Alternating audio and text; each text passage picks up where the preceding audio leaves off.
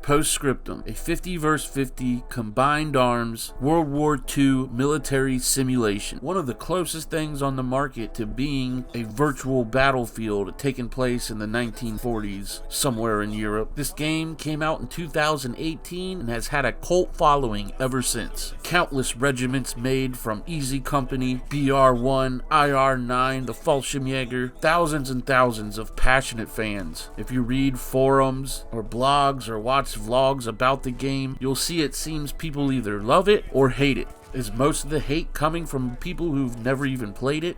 Is the learning curve too steep?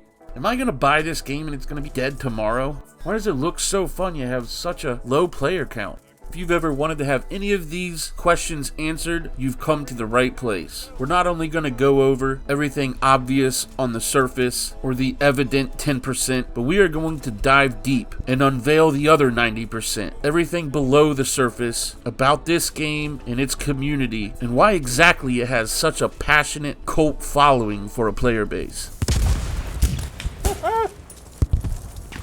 Good shit, Boogie. Alright, I'm on.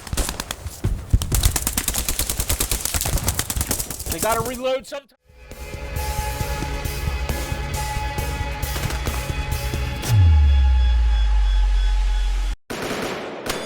Welcome to the Military Simulation Tactical Shooter and Historic Gaming channel, where we give away a Steam key at the end of the week every week. For details on how to enter, just stay tuned until later in the video. Yes, welcome everybody. Welcome to Post-Scriptum, the Iceberg Explained. For those of you like myself, leaning more to the tropic side of things rather than temperate, real quick, an iceberg typically only reveals maybe 10% of its mass above the surface of the water, and underneath that surface is the overwhelming majority of its mass. So in this video, we're gonna break things down, what the typical gamer sees from afar, and what the actual die-hard Post-Scriptum player enjoys day in and day out. Believe it or not, but it can be two completely different things. Mr. Chairman, mate, Mr. Chairman. Throw smokes in front of that tank so we can... Alright, let's get started. I made this handy dandy little chart with the beautiful backdrop. Everything we put on or above the surface will be what the general casual gamer thinks or sees or feels about the game, what they've heard in the press, what they read on the forums, and then everything submerged will be what actual players have come to learn about the game. So first things first, a long time ago in a galaxy far, far away, no, I mean right here, Post-Scriptum had a very rough launch, to say the least. It was extremely anticipated, as at the time, Squad, the game it's basically coded after, was getting a lot of notoriety, and every World War II buff out there was excited to have a World War II version of Squad, considering Squad was probably the most immersive military simulation out on the market at the time. Sure, there's things like Arma, but we're not going to have that argument right now. Post-Scriptum here started out as a mod, basically, and the team over at Squad Off-World Industries basically offered them a job. Hey, you want to make this game standalone? And that's what they did, forming Periscope Games, an official company. Now, the game did launch to a lot of bugs, glitches, but it was far from unplayable. Now, keep this first one rough launch in mind, because we're going to come back to this.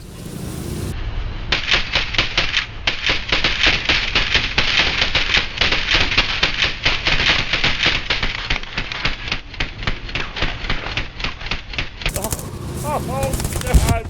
I got too excited. The devs over at Periscope Games aim to make Post-Scriptum as historically correct as possible, of course without jeopardizing gameplay. Now, they have some fun spin-off maps, but for the most part, their maps are created using aerial photos that were taken so long ago back during war times. The combat is realistic and often happens at 300, 400, or even deeper engagements. Suppression is a key factor, squad leaders and other roles using their binoculars, and of course team cohesion, but we'll get more into that in the next one.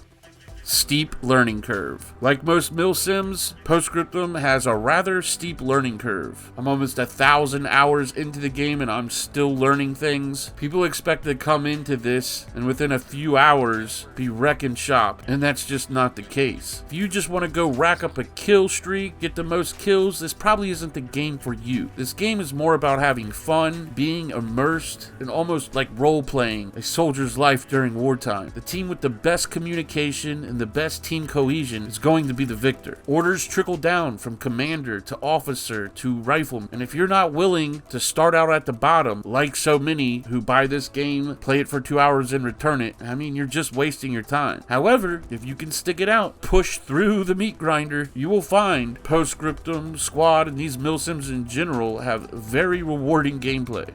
Stiff competition. Yeah, it's no secret that when this game came out, there was no shortage of tactical World War II shooters, to be exact. Not to mention just realistic shooters in general. The genre is new, fresh, and gaining more notoriety every day. And every AAA to indie studio out there wants to cash in. From the more arcadey shooters like Battalion 1944 to the more simulation style games like Hell Let Loose. Back in 2018, and really all the way up through Post-Scriptum's life, it seems like every couple months or so there's a new game coming out. And if it wasn't hard enough going to battle with other indie studios, the big boys like Gasian had to get involved with games like Enlisted. Now, once we get to the submerged part of the list, we'll be going over exactly why Post-Scriptum was able to survive through years of such stiff competition. Dead game, or what us boomers like to call low player count. Now, if you look around on forums or within comments of YouTube videos, it's gonna seem like that there's almost a conspiracy against Post-Scriptum. So many people saying, oh, it's a shite game or it's dead, there's nobody playing it. And sure, they may be half right, and this one is just a huge conundrum. Sure, there's a low player count, but then again, there wouldn't be if people weren't concerned with such a low player count, if that makes any sense at all. Something all people should know if you're on the fence about buying Post-Scriptum, it will always have a cult following. Sure, there may be a low player count, it may never really take off, but there will always be that core fan base. It's just too good of a game, too good of a time. This game ain't going nowhere. And if more people knew and understand that, I don't think they'd really care about a low player base. Because what would it matter if 1 million people are playing it or not, like Warzone or Fortnite, when you're in a server, you're only going up against 80 to 100 other guys. Does the 99.9 million other players even matter at that point? Whoa, I'm so bad at math, my head hurts now. Guys, push. Hey, we got smoke all over. We're pushing. Everybody push. Dude, what is 3 doing? I'm telling him to push. He's just sitting there. Tell 3 to move his ass. Hey, one at the entrance. There's one inside the trench at the very front. Hold on, I'm nading it. Nade out. I get hit from the right, right. And now to go below. We've checked out the surface qualities, the general gripes, the general good things, the 10% of what's above the surface. But now to dive deep, let's take a look at the other 90% of Post-Scriptum. Why does this polarizing game have such a dedicated cult following? Starting off with something it doesn't get enough praise for, something I'm very surprised to not see articles and vlogs about, and that's the fact that Post-Scriptum sprung itself from an early grave and touts an unsung comeback story. That's right, when it comes to marketing and general economics of the game, Post-Scriptum and Periscope Games was up against the ropes. And I don't think it gets enough credit for the way it's fought itself off those ropes. Sure, recently the content came to what seemed like a screeching halt whenever they upgraded the engine, but for a small dev team, they've graced us with plenty of chapters, and at least we we have an SDK, of course, something we're going to get into. And not to mention, we have yet another chapter right on the horizon, coming very soon. Maps like Foy, Ardennes, might even see Bastogne. This game was written off by many, and the fact that it has a passionate, hardcore fan base damn near be considered a miracle. This game shouldn't exist, yet it does. In the face of all the competition, all the ridicule, Post-Scriptum stands proud with its little player count.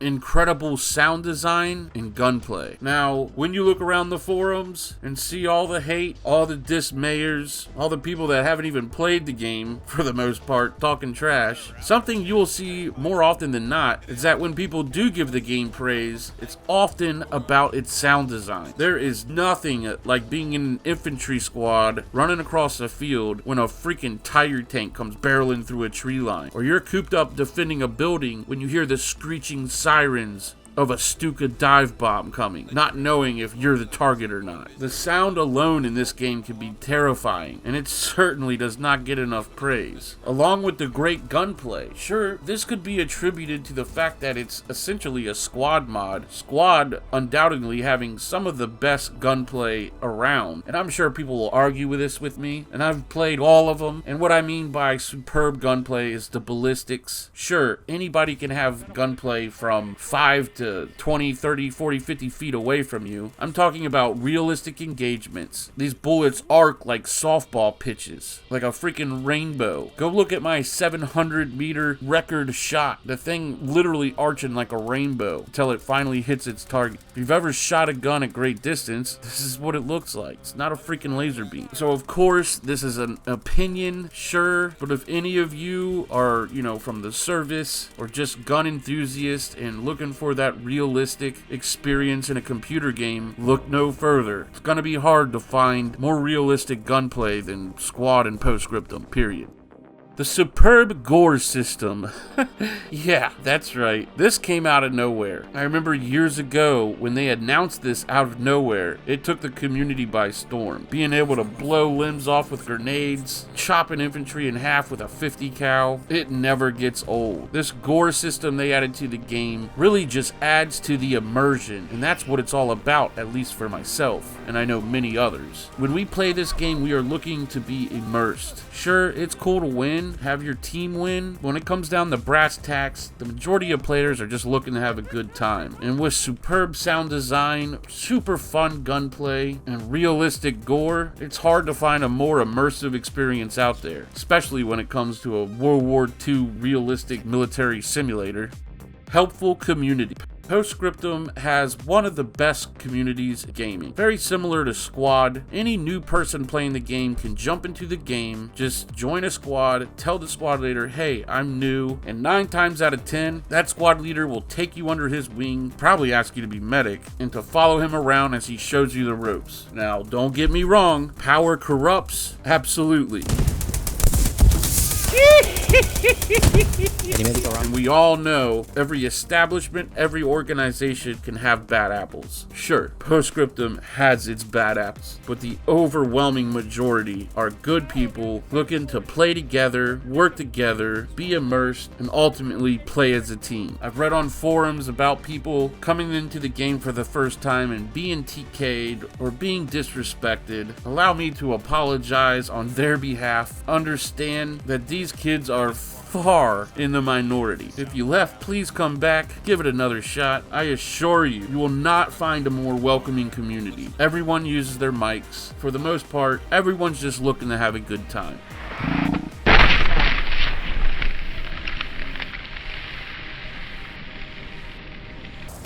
An extremely active and robust modding scene. Now, if you've been around the channel for any length of time, you'll understand I am a huge fan of independent development and especially modding. And certainly within our small niche community of tactical, more realistic games, modding plays a huge part in the amount of content we get to experience. I mean, Post-Scriptum basically is a mod, and it's got 2 whole chapters coming from passionate fans themselves. North Africa on the way, and already in the game and made official by Periscope is the Battle of Crete, or the guys at the Mercury mod. I mean, we're talking completely original experiences. Big, vast, open deserts, completely contrary to the Market Garden Theater and French theaters we're used to. I got to play test North Africa, and sure, it was a freaking slobber knocker, but getting blown to bits by tanks 500 meters out was pretty freaking fun. And when you did pull off a big infantry advance, it was just that much more rewarding. You're all coming with me, crowds!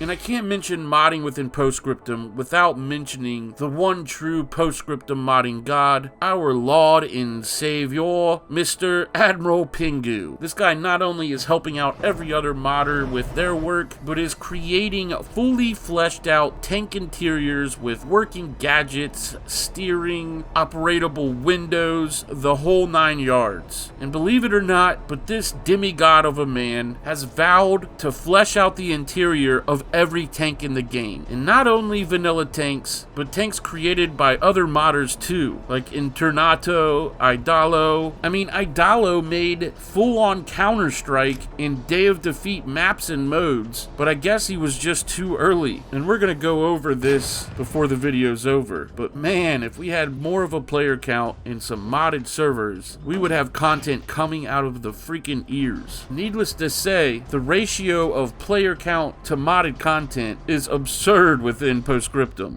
Moving right along, Post-Scriptum touts one of the most realistic armor systems in any game out there. Think War Thunder's system, but within a first-person shooter surrounded by infantry and literal massive combined warfare going on. Every single shell or ammunition type is simulated to its realistic counterpart in real life. Every shot you take, the trajectory, the thickness of armor, the angle the shot is taken at, all accounts to what exactly is going to happen when that round strikes its target. Realistic spalling is now in the game. If you hit a tank right in the right spot with APHE, there's gonna be melted hot magma bursting all over the occupants inside. And just think, now with fully fleshed out interiors, we'll be able to see that firework display of a bloodbath firsthand. I don't think any other game can come close to the immersion that Post-Scriptum recently has made for itself. And the first couple interior tanks are out now within the Post-Scriptum realism mod. And with any luck, Admiral Pingu's fully fleshed out interiors will come to the vanilla game.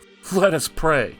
The hopefully sooner than later to be added 100 players. Now, I don't think we fully grasp what exactly the addition of 20 more players on the battlefield will be like. Now, like a lot of you, I started playing Squad long ago and always been a huge history buff. So when I heard about Post-Scriptum, I got super excited. If you like Squad, Post-Scriptum is pretty much a more chaotic, more aggro style game, because that's just how the war was. Pretty much what the weapon systems provide. Now, the team is hard at work. In fact, they just posted another test where they're gonna hopefully try and push 100 player servers. Now, I know I'm probably in the minority in this, but I would do anything for 100 player servers. Even if it was glitchy, I don't care. Shoot, they took out towing because a lot of people complained that it was quote unquote broken. Well, yeah, sure. I mean, in real life, if you try to jack up the trailer you're towing, you're gonna jack it up. It's called jackknifing. You literally drive into ditches, purposely try to break the towing, it's gonna break. But you never had any problems if you stayed on the road, tried to stay on flat ground for the most part. There was never glitches. That's how I feel about the 100 players. If the people whine, please Periscope, let them whine. The pure carnage 100 players will provide is so needed in this game. It's a big part of what's missing, if you ask me. And then finally, something we've touched on throughout the video, something deep down in the depth that no one knows about, and if they did, would probably change their mind about the game, and that is the fact that Post-Scriptum will, and probably will always, have at least a cult following. Now, I've been trying to be unbiased for this video for the most part, but I need to let the cat out the bag now that this video is over. This is literally the World War II game I've waited 37 years of life for. Yeah, I'm a boomer, or whatever the hell you call it. I remember playing Commando and Guerrilla War on the NES, and and only imagining something like Post-Scriptum. The fact that it's here now is nothing short of a miracle. I mean, if you think about it, the millions and billions of hours of work coders and developers have put in to get gaming where it is now really is nothing short of a miracle. Saying all that to say, I know a lot of people feel just like me about the game. They love it. And the only thing it is missing is more players. I only ask you devs, don't let the naysayers or anything like that get you down. Keep chugging away. Eventually this game will get the notoriety it deserves. I mean, sure, I would love to experiment with more game modes, but with a low player count, it's so hard to do all these things we want to do. I mean, for the love of God, if a full server goes onto a map that is unbalanced, like a beachhead map, which I happen to love, but I know I'm in the minority, when that happens, the server freaking dies. And this is all something that can be combated with a larger player count. So it's quite the conundrum. Newcomers look at the game and say, oh, I'm not going to buy that. It has a low player count. However, if they could just look past that one thing, it wouldn't have a low player count. But I digress. I feel we've reached the bottom of the mass, floating somewhere around the bottom tip of the iceberg with Jack and that French girl frozen stiff as a board, skin as blue as the sky. We've reached the bottom of the iceberg. Now, don't get me wrong, there's still plenty to go over, but for sake of time and the average person's attention span, we've already gone long over our allotted time. And without making any more Titanic puns, we need to go ahead and wrap this thing up. Of course, I want to thank each and every one of you for watching, clicking on this video. I hope you at least somewhat enjoyed it, at least learned a little something about a very misunderstood game, a game me and many others are very passionate about. Let's give a big cheers to Post-Scriptum's future. If you guys enjoyed military simulators, tactical shooters, history-based war gaming, definitely subscribe to the channel. If you're new to Post-Scriptum, or really even a vet, check out my Post-Scriptum guides playlist. Even guys with hundreds of hours will learn something, I guarantee. In fact, that first video there might even change your FPS life. I know it changed mine. You've been sucked up in a tactical vacuum. We give a Steam key away every week. I don't know how we've been doing it for a couple years now, but we're starting to run out. Gotta get some more. To enter the giveaway, it's super easy. Like the video, subscribe to the YouTube channel, join us on Discord, it's linked below, and simply drop a comment. Say whatever you want in the comment, but leave your Discord name and number, because that's gonna work as your ticket stub if you do get drawed. Did I say drawed? Drawn, whatever. Special shout out to my channel members. Consider joining the Mil-Simp minions. Get exclusive videos, badges, emojis you can use in the comments. And all 3 tiers of my channel members get their name in the hat twice for every week's giveaway. That's right, 99 cents a month can give you a huge leg up in winning some cool World War II based indie games. Love all the support I get from my channel members, my inspiration. Again, thank you all. Don't forget to hit that bell icon, turn on notifications, submit your cool gameplay clips in the submit your clip section of the Discord, because whoever gets first place in the next top 10 Mil-Sim moments video also wins a Steam key. Alright guys,